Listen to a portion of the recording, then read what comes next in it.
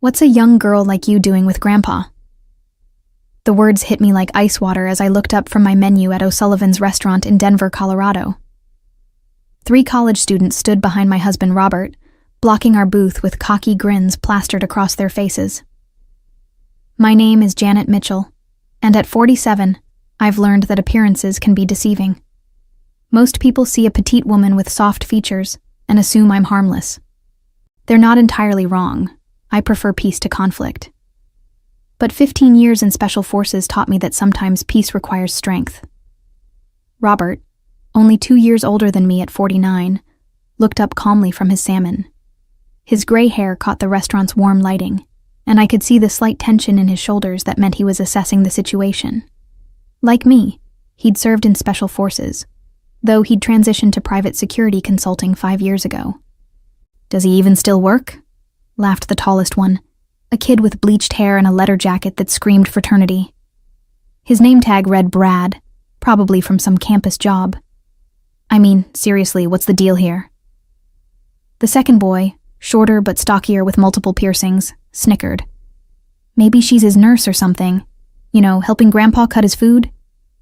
His friends called him Tyler, and his breath reeked of cheap beer. The third student, Jake, had intelligent eyes that should have known better, but peer pressure makes fools of smart people. "Come on, sweetheart, you could do so much better.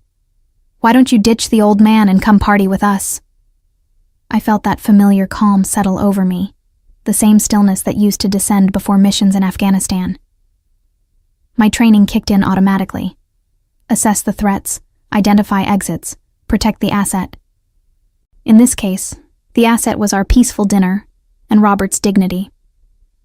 "Have a good evening, gentlemen," I said softly, my voice carrying the kind of quiet authority that made Robert glance at me with raised eyebrows. He knew that tone. The restaurant's other patrons had started to notice. An elderly couple 2 tables over whispered among themselves, while a family with young children looked uncomfortable. The manager, a nervous-looking man in his 30s, hovered near the kitchen door, but seemed unsure how to handle drunk college kids harassing customers. Brad leaned closer, his cologne mixing unpleasantly with the smell of alcohol. "Oh, come on, don't be like that. We're just being friendly." His hand reached toward my shoulder, and I saw Robert's jaw tighten. Something dark flickered in my chest. Not anger, but certainty. These boys had no idea what they were walking into, and their arrogance would be their downfall. The harassment at O'Sullivan's restaurant wasn't our first encounter with ageist assumptions, but it was certainly the most aggressive. People often stared when Robert and I went out together, making their own assumptions about our relationship. Some thought I was a gold digger. Others assumed he was having a midlife crisis. None of them guessed we were both retired Special Forces operators who'd met during a joint training exercise 12 years ago. Robert had been my commanding officer initially, though only for 3 months before I was reassigned. We'd reconnected 2 years after my discharge at a veterans gathering, and the attraction was immediate and mutual. He'd supported me through the difficult transition to civilian life, understanding the challenges in ways most people couldn't. "Ma'am, is everything all right here?" The manager finally approached our table, wringing his hands nervously. His name tag read, Steve, and he looked barely older than the college kids causing trouble. "We're fine, thank you," I replied, still maintaining that calm tone. "We were just finishing dinner." Brad laughed loudly, causing other diners to turn and stare. "See? She's fine. We're all just having a conversation here." He moved closer to Robert, invading his personal space. "Nothing wrong with that, right, old man?" I watched Robert's reaction carefully. His breathing remained steady, hands relaxed on the table, but his eyes had gone cold. He was running the same tactical assessment I was, calculating angles and distances. Neither of us wanted violence, but we were both prepared for it. Tyler, emboldened by his friend's aggression, decided to join in. "I bet you were real tough back in the day, huh? Probably fought in Vietnam or something ancient like that." "Korea, maybe?" Jake added with a sneer. "Before they had all the fancy technology?" The ignorance would have been amusing if it weren't so insulting. Robert had deployed to Iraq and Afghanistan multiple times, earning commendations for his service in counterterrorism operations. But explaining that to these kids would be pointless. "Boys," Robert said quietly, "you should probably head back to your friends now." "Or what, Grandpa?" Brad challenged, puffing out his chest. "You gonna fight all three of us?" The restaurant had gone quiet, except for the soft jazz playing overhead. Even the kitchen staff had emerged to watch the confrontation unfold. I could see smartphones being raised, ready to record whatever happened next. I placed my napkin on the table and stood slowly. At 5 feet 4 inches and 120 pounds, I probably looked like I was surrendering. The boys' grins widened, thinking they'd intimidated me into backing down. "We'll be leaving now," I said, reaching for my purse. "Robert, are you ready?" But as we tried to move toward the exit, the 3 students shifted to block our path. Brad's eyes had taken on the dangerous glitter of someone who'd had too much to drink and too little discipline. This was about to get interesting. The walk through O'Sullivan's dining room felt like moving through a minefield. Every step toward the exit seemed to encourage the 3 college students more. Brad whispered something to Tyler, who snickered and nodded. Jake hung back slightly, but his eyes remained fixed on me with an expression that made my skin crawl. "Excuse me," Robert said politely as we reached the narrow space between tables where the boys had positioned themselves. "Nah, I don't think so," Brad replied, crossing his arms. "Your girlfriend and I weren't finished talking." The word girlfriend dripped with such disdain that several nearby diners gasped audibly. An older woman at the bar shook her head in disgust, while a middle-aged man started to rise from his seat before his wife pulled him back down. "She's my wife," Robert said calmly, but I caught the edge in his voice that meant his patience was wearing thin. Tyler made an exaggerated, shocked face. "Wife? Dude, that's even worse. What's next? Dentures in a glass by the bedside table?" The cruelty of youth combined with alcohol created a toxic mixture. These boys thought they were clever, but they had no idea they were poking a sleeping dragon. I'd faced Taliban fighters with more sense and better manners. "We don't want any trouble," I said, keeping my voice gentle but firm. "We just want to leave." "See, that's the problem," Jake chimed in, apparently finding his courage. "We're not ready for you to leave. We're having such a good conversation." Brad stepped closer to Robert, close enough that their chests almost touched. My husband didn't back down, but he also didn't escalate. He was giving them every opportunity to walk away with their dignity intact. "You know what I think?" Brad said, loud enough for half the restaurant to hear. "I think this pretty little thing needs to be with someone who can show her a good time, someone who doesn't need pills to get the job done." The insult hung in the air like a slap. Robert's face flushed, not with embarrassment, but with controlled anger. I could see his hands clench slightly before he forced them to relax. That's when I made my decision. These boys wanted a reaction, wanted to humiliate us publicly for their own entertainment. They thought they were safe, because I looked harmless, and Robert looked old. They had no idea that between the two of us, we had over 25 years of specialized military training. "All right," I said, my voice taking on a different quality entirely. "If you want to do this the hard way, let's do it properly, outside." Brad's eyes widened with surprise and delight. "Oh, this is getting good. You hear that, boys? Grandma wants to take this outside." Tyler pumped his fist. "This is gonna be epic." Jake looked uncertain for the first time, but peer pressure won over common sense.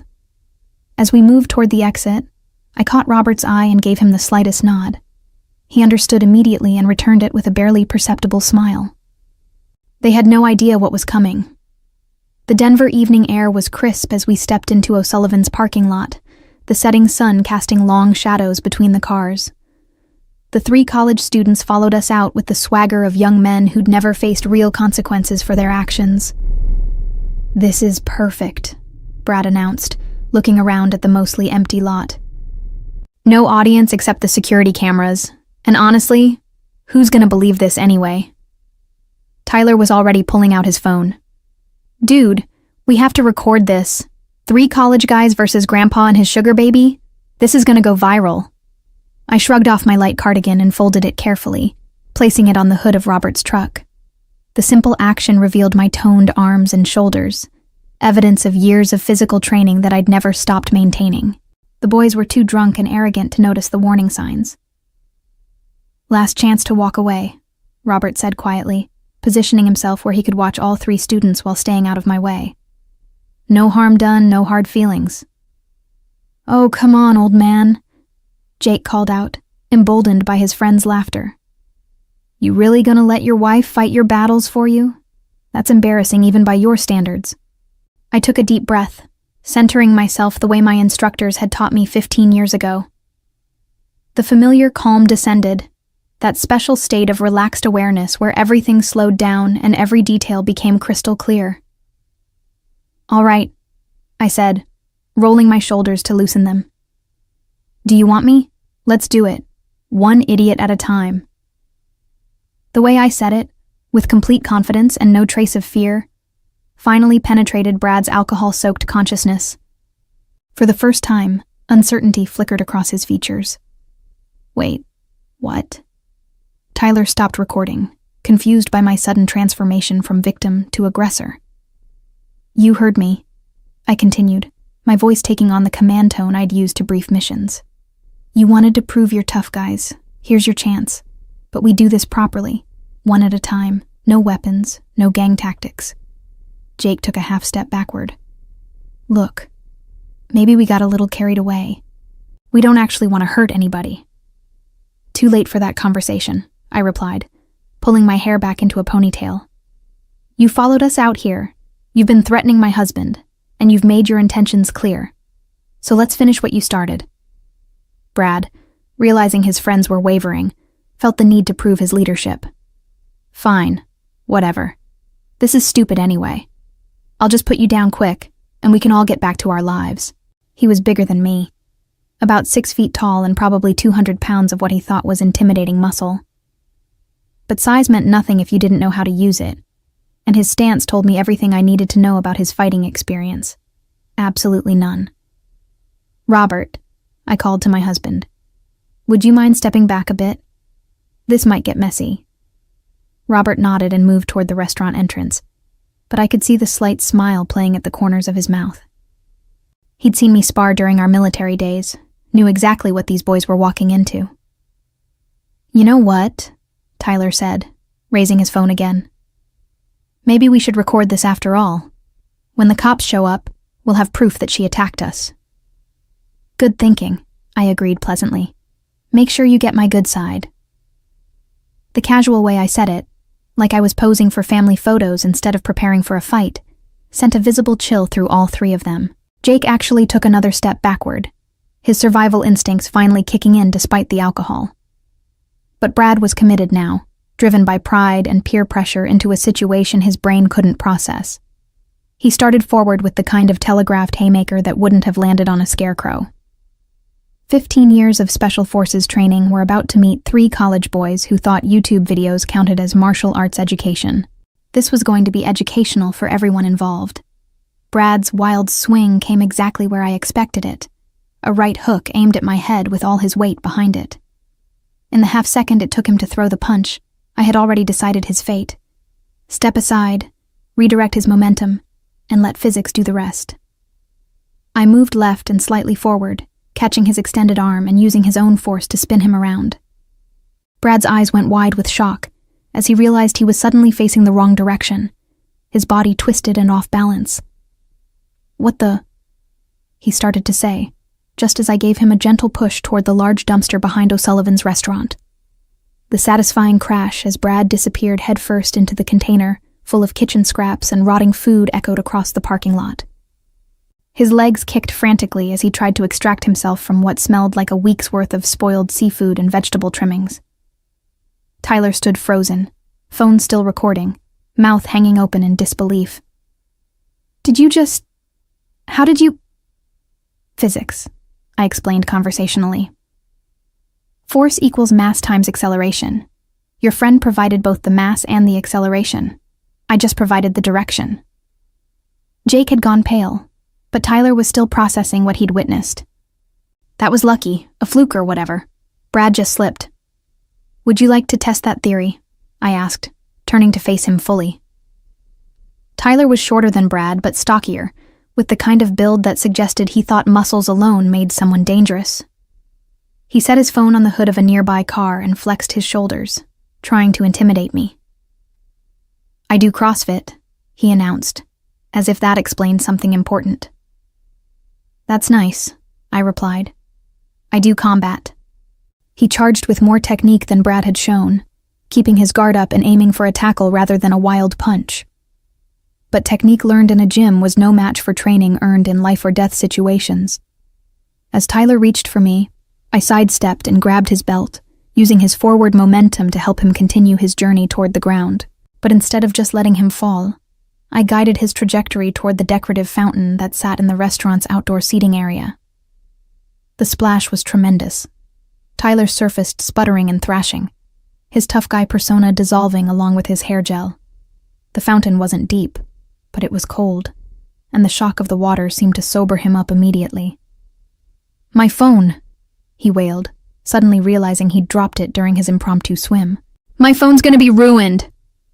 From inside the dumpster, Brad was making sounds that suggested he'd discovered something particularly unpleasant among the restaurant's discarded food. His muffled curses mixed with Tyler's splashing to create quite the soundtrack. Jake, now the only one still standing and dry, looked at his friend's predicaments and then at me. Whatever he saw in my expression convinced him that discretion was definitely the better part of valor.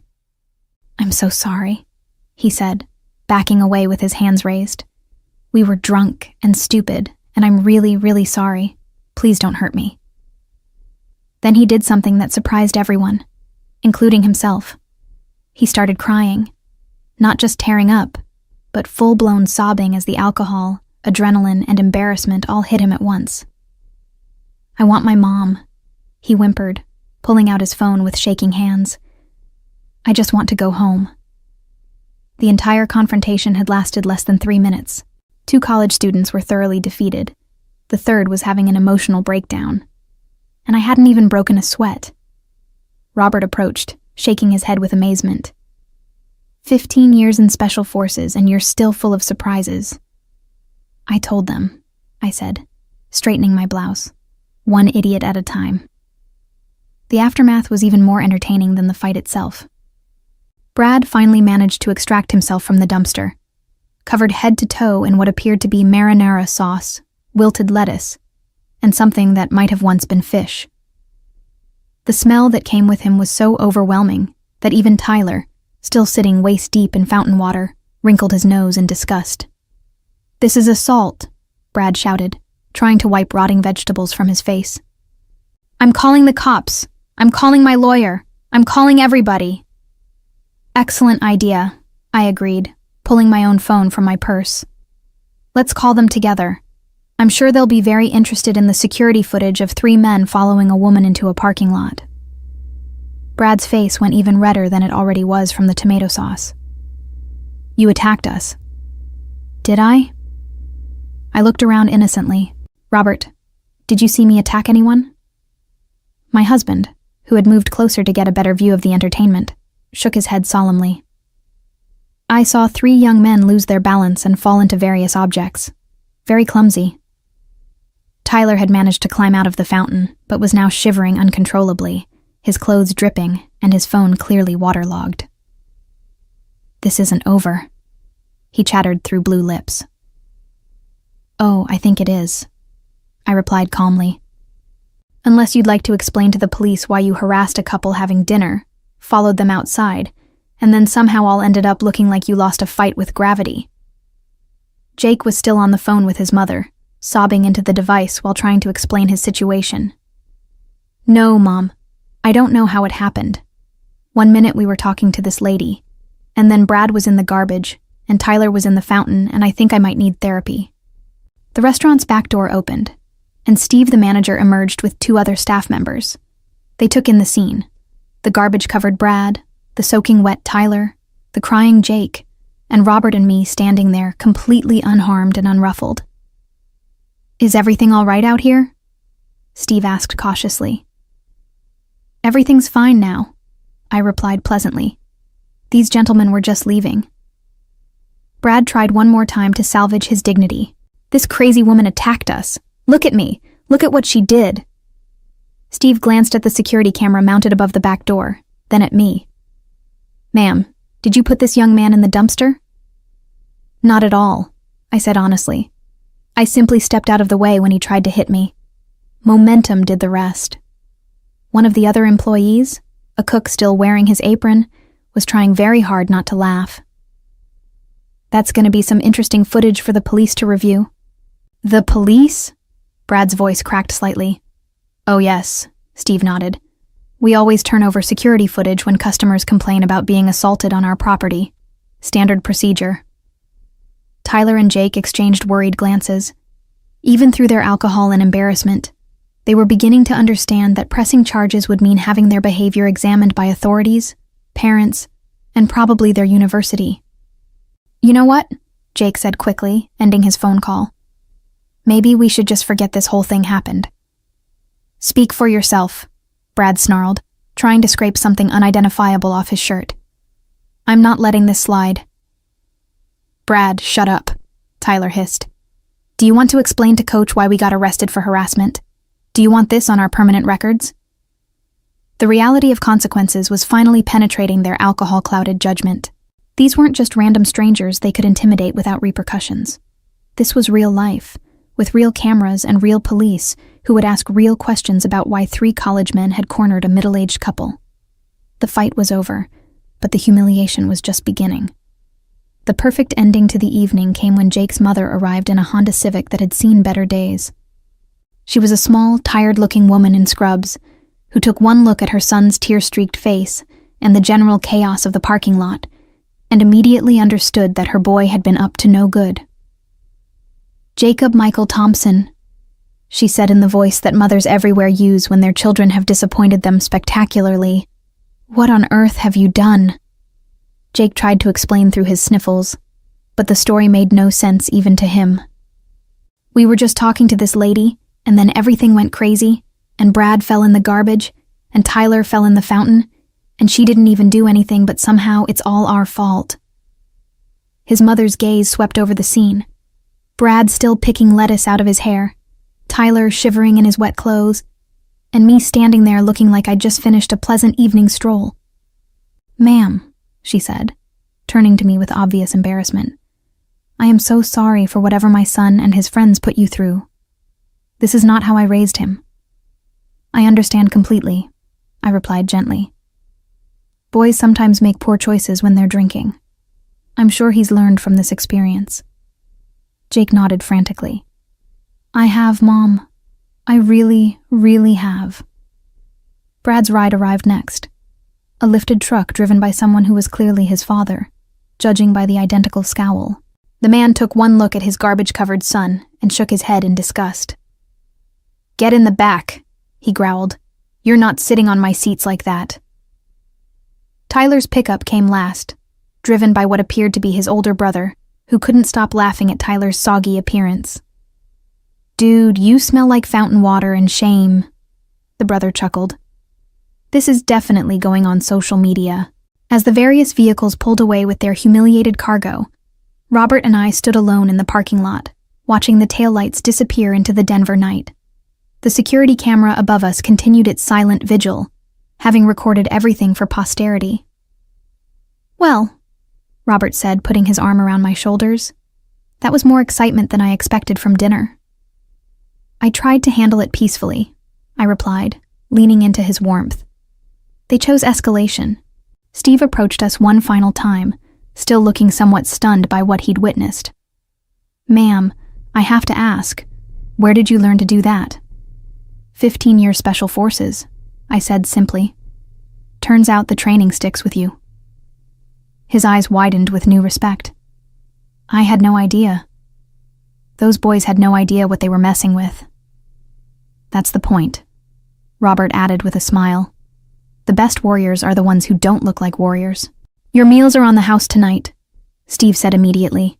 And if you ever want to come back, we'll make sure you get our best table.